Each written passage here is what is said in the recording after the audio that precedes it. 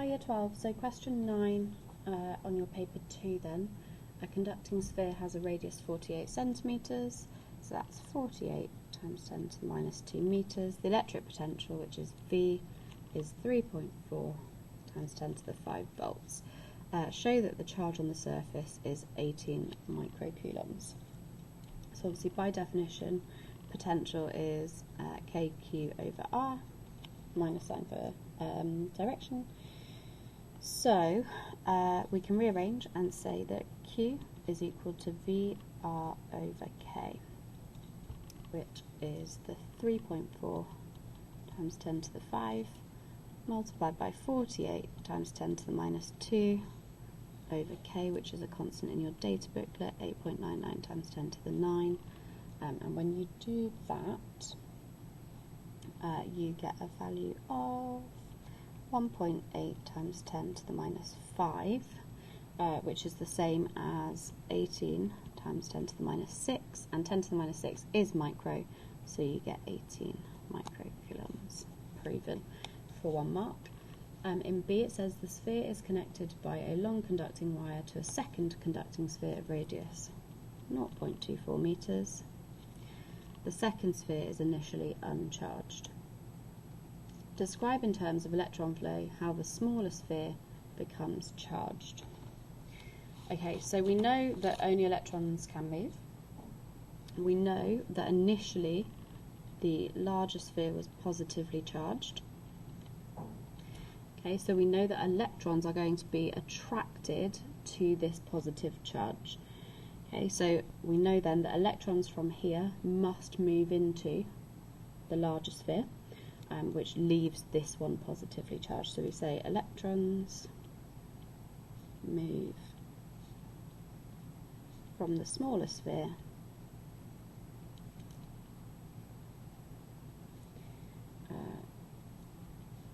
leaving it positively charged.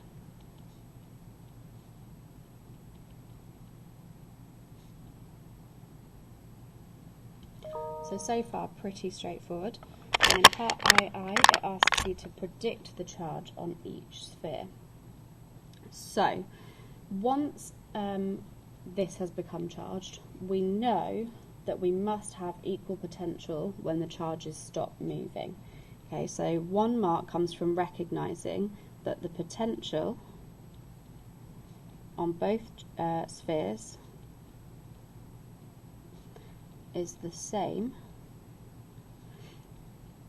when the charges stop moving.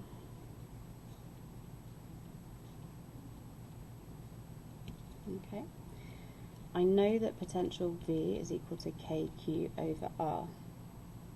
Okay, so I can say that kq1, so the charge on sphere 1, over 0.48, because my radius of this one was 0.48, must equal kq2 over 0.24. Okay, so therefore I can say that q2 must be a half q1. I've got a little bit more room. Now, I know that the total charge of the system was 18 microcoulombs. Okay, so the charge of the system was my 18 microcoulombs, and that is equal to Q1 plus Q2. Okay, because originally this was neutral, this was 18 microcoulombs. We had electron movement, but the net charge has not changed. Okay, so I can express Q2 as a half Q1, so 18 microcoulombs is equal to Q1 plus a half Q1, which is 3 over 2 Q1. And now that allows me to work out a value for Q1. Okay, so Q1 must be equal to 36 over 3. Let me come down a little bit more, sorry. Because if I pull the 2 up and the 3 down, I'm going to get 18 times 2 over 3. And that tells me that Q1 is 12 microcoulombs, but it asks for each sphere, so therefore Q2 must be 6 microcoulombs. because the sum of the two have to add up to 18. Okay, question 10. So, in an electric circuit used to investigate the photoelectric effect, the voltage is varied until the reading in the ammeter is 0. The stopping voltage that produces this reading is 1.4 volts. A, describe the photoelectric effect, 2 marks. So you get 1 mark for saying that electrons are ejected from the surface of a metal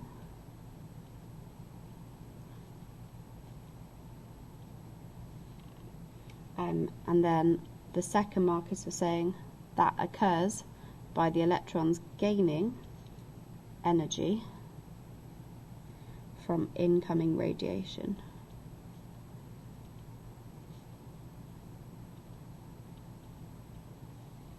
Okay.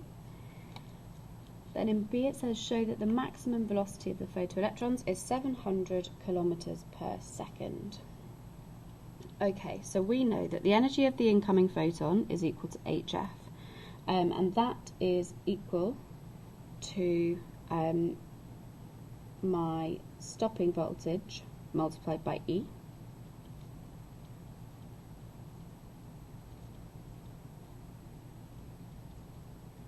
when all of my energy is transferred to the kinetic energy of the photoelectrons. Okay, so that's my kinetic energy maximum. Okay, so I have my stopping voltage multiplied by E, which is 1.4 times 1.6 times 10 to the minus 19, must equal a half mv squared. So 0.5 multiplied by the mass of an electron, don't forget that's in your data booklet, multiplied by v squared.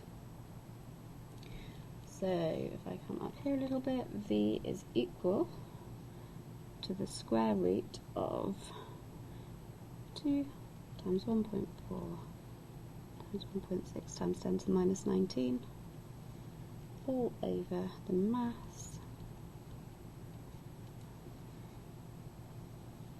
And when I put that into my calculator, I get 701,646 meters per second. And that is 701.6 kilometers per second if I divide by 1,000, which is approximately 700 kilometers per second. So you can see here I said, just to recap, the energy of the incoming photon, at a maximum, we get the maximum kinetic energy when all of that energy is transferred to kinetic energy. So if we don't have to overcome the work function, if we have an electron that's already at the surface, all of the photon energy is converted to kinetic energy. The kinetic energy is calculated by finding the stopping voltage multiplied by the charge, and then I've equated all of that, rearranged for V to get this expression, and that gets me to 700 kilometers per second. In C, it says that the photoelectrons are emitted from a sodium surface. Sodium has a work function of 2.3 electron volts. So, firstly, let's convert that into joules.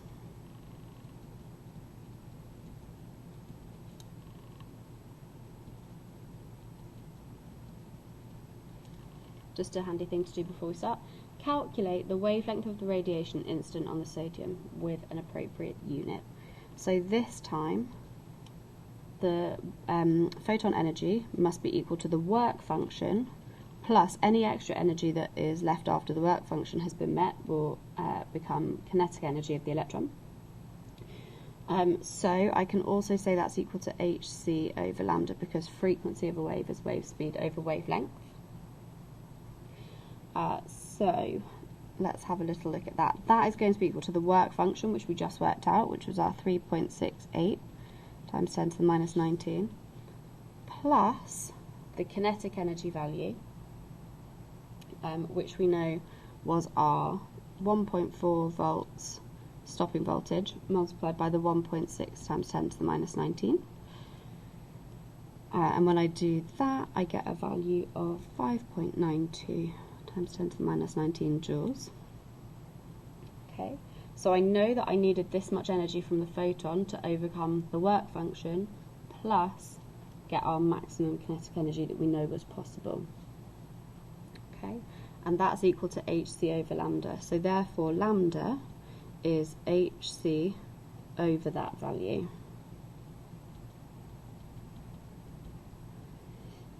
Okay, which is 6.63 times 10 to the minus 34 multiplied by 3 times 10 to the 8 all over my value, and I will get 3.4 multiplied by 10 to the minus 7 meters, or I could have written that as 336 if I did some rounding, at 35 even nanometers. That was the acceptable range on your mark scheme, just depending on how you rounded those answers above, but just make sure that you have a unit for your third mark, please. Okay, question 11 then. The de Broglie wavelength of a particle accelerated is approximately hc over E, where E is the energy of the particle. So again, we've got it in electron volts, so let's convert that to joules. It's electrons.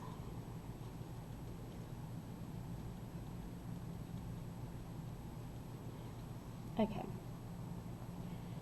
So we're just going to use our equation that we're given. So the wavelength is h, which is 6.63 times 10 to the minus 34, multiplied by 3 times 10 to the 8, all over the energy in joules. And you will get 2.959 times 10 to the minus 15, which is 3 times 10 to the minus 15 to 1 significant figures. Proven.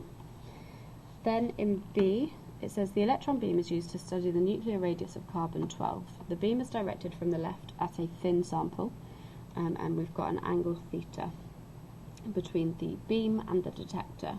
The graph shows the variation of the intensity of the electrons with theta. So where are we seeing electrons? Clearly when theta is 0, we get a maxima. We've got a high intensity value.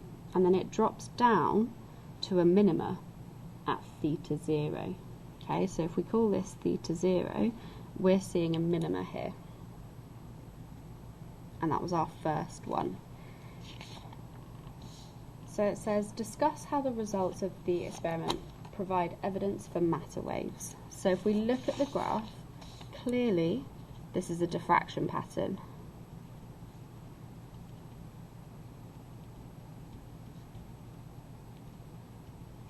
Okay.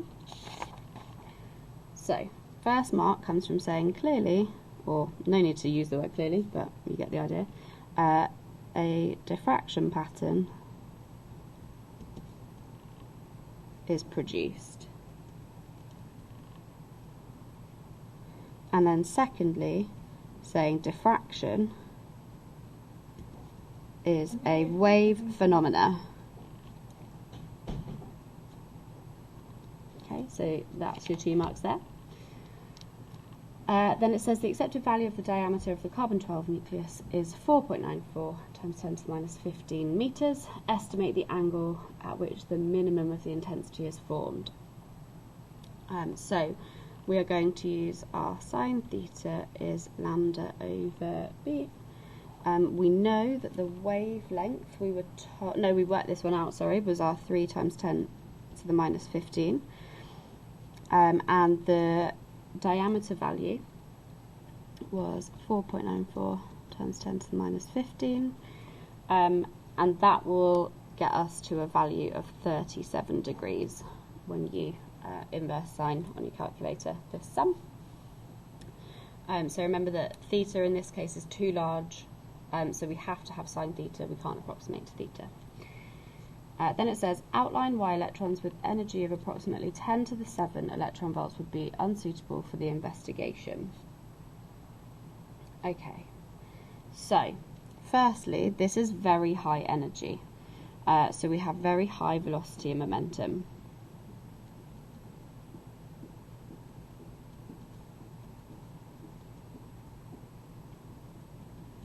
Okay, because if we have a large value here, oh, I've written it twice, sorry, I'm feeling pretty tired over here today. We have a very large momentum. Now we know that for a de Broglie wavelength, lambda is h over p, okay, which is h over mv. So I know that kinetic energy is a half mv squared. I can say that the velocity is equal to 2 lots of the kinetic energy over the mass square rooted, and this value is very, very high. Okay, so I've actually paused and done the calculation because I don't want you to write a calculation, but I do want you to see why I'm about to write my wordy answer. So I can find an expression for my velocity, for my kinetic energy, and I get a value of an order of 10 to the 9 meters per second. When I then make a calculation to find the approximate de Broglie wavelength, I end up with this value. Now you can see that 10 to the minus 13, the order of magnitude there is very, very different to 10 to the minus 15. Okay, you've got a factor of 100 difference, and we know that diffraction only happens well when the wavelength matches the gap size. So what we want to say here is lambda is going to be too big in comparison to the diameter, worth 1 mark there. So therefore we won't see a diffraction pattern.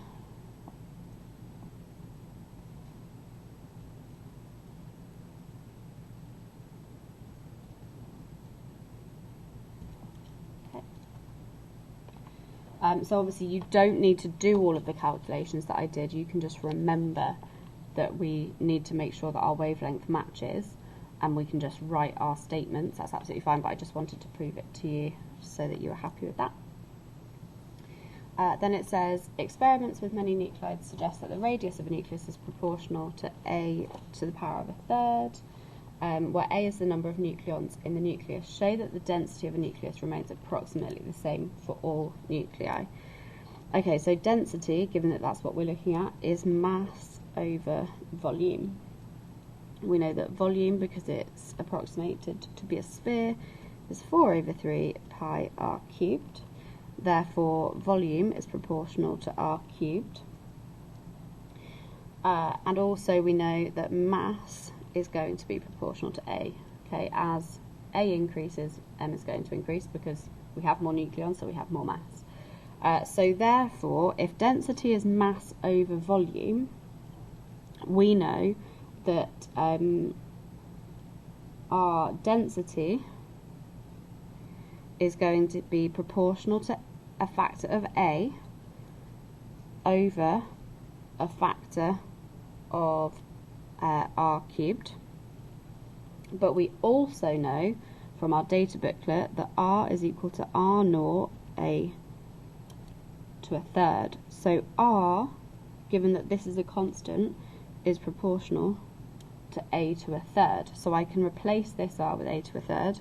So it's a over a to a third all cubed. The third and the cubed cancel, so I get proportional to a over a. Now, that's just 1. Okay, so it doesn't matter what my mass or my nucleon number is, the density value is going to remain the same. Okay, so if you've proved that mathematically, you can say therefore density is constant.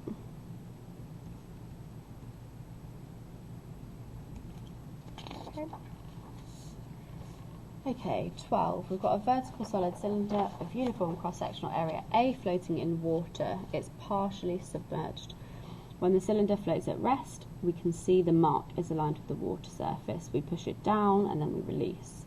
And we can see F equals minus rho AGX, where rho is the density of the water.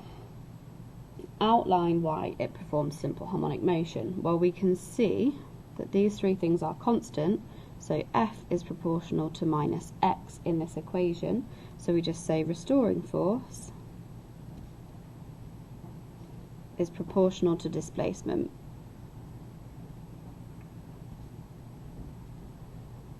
And therefore we know we've got simple harmonic motion. And it says the mass of the cylinder is 118 kilograms. You've got the cross-sectional area and the density. Show that the angular frequency of oscillation is 4.4 radians per second. Okay, so we know that F in this case is minus rho AGX. Okay, and resultant force is also equal to MA. I can say that equal to minus m omega squared x. Okay, my defining equation for simple harmonic motion. Now hopefully you can see that the x here and the x here are going to cancel. I can then rearrange for omega squared. Omega squared is therefore going to be equal to minus rho AG over minus m. The minuses also cancel. Okay, so I can then square root both sides and say omega is the square root of rho AG over m, and that we know is equal to the angular frequency, and that's what we're looking for. So we pop that in with our values. The density was given, A was given, G we know is 9.81, and the mass was also given. And when we do that, we get 4.43 radians per second. In C, it says that the cylinder was initially pushed down a distance of x is 0.25 meters. Determine the maximum kinetic energy of the cylinder. Well, the maximum kinetic energy occurs when we are at x naught equals 0, or x equals 0, sorry. So when I'm at my equilibrium rest position, I know I have maximum kinetic energy there. Sorry, Annalise, give me just a second. Okay. So, sorry, Annalise was just asking me a question about the paper, just as I record about the paper, so hi Annalise. So, we've said that maximum kinetic energy occurs when we're moving through our rest position. We know that that is therefore equal to a half omega squared x naught squared, because x is 0, and that's in your data book with that equation. That is equal to 0.5 multiplied by the mass, which is 118. We've just worked out our angular frequency squared, and the maximum displacement was 0.25 squared. And when you do that, you will get a value of, let me have a look at what I got, 71.4 joules. Okay. Next, it says draw on the axes the graph to show how the kinetic energy of the cylinder varies with time during one oscillation.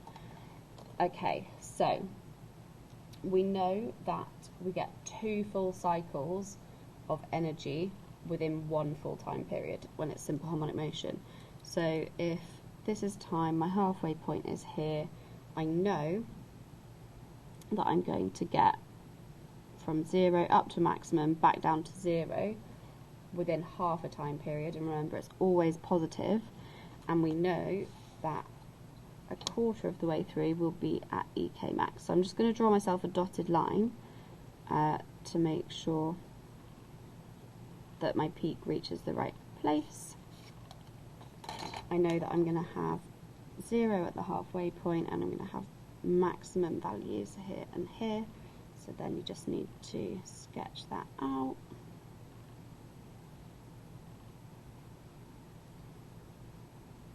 Okay, so your marks will come from recognising that it's always positive, that you get 2 full cycles within a time period, up to your maximum kinetic energy.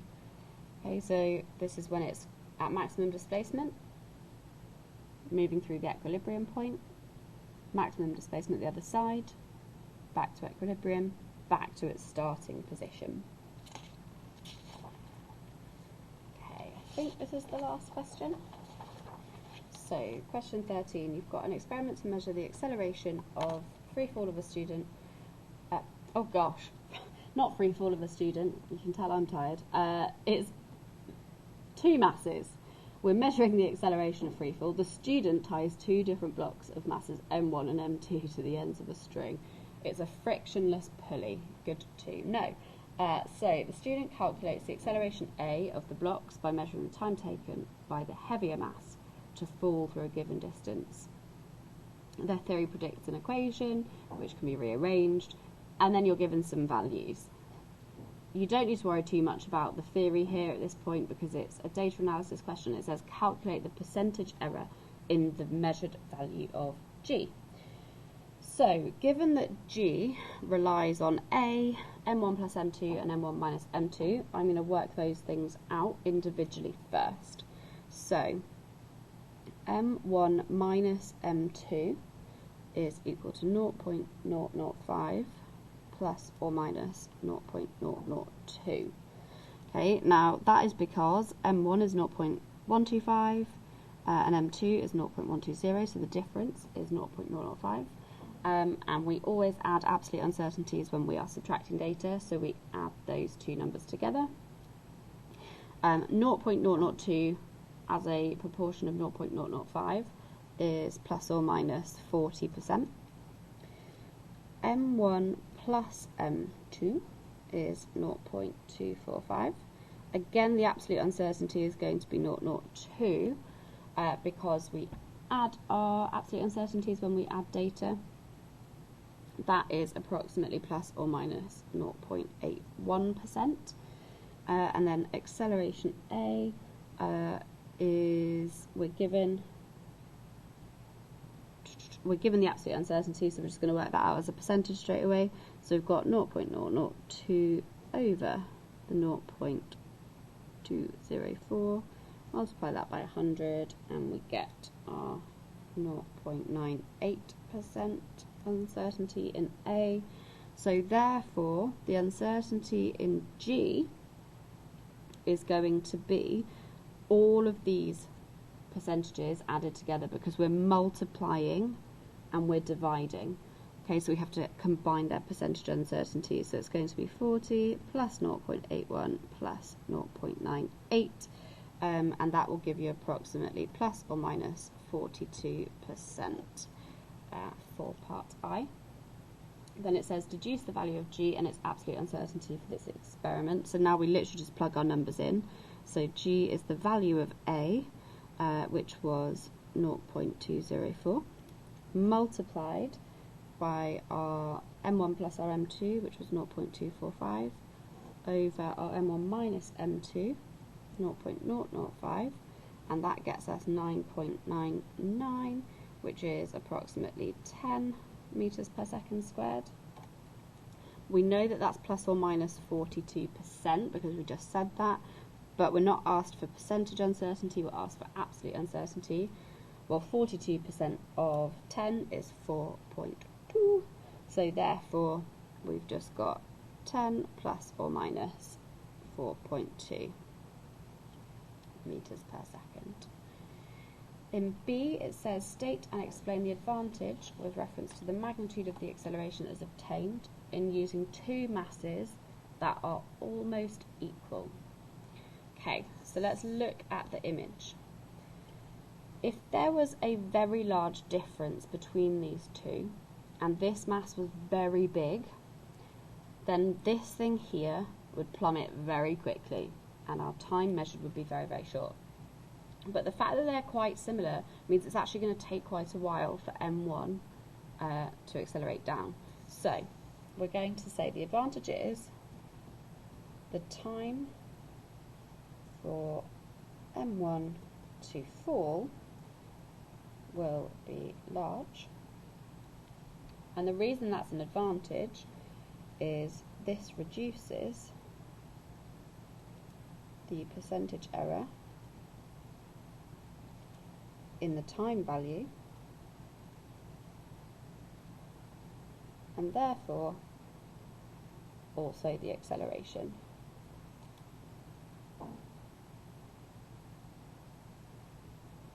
Okay, because acceleration is dependent on time, and so therefore if we reduce the percentage uncertainty in time, we are reducing the percentage uncertainty in acceleration. And that is the paper. Hooray, we are done.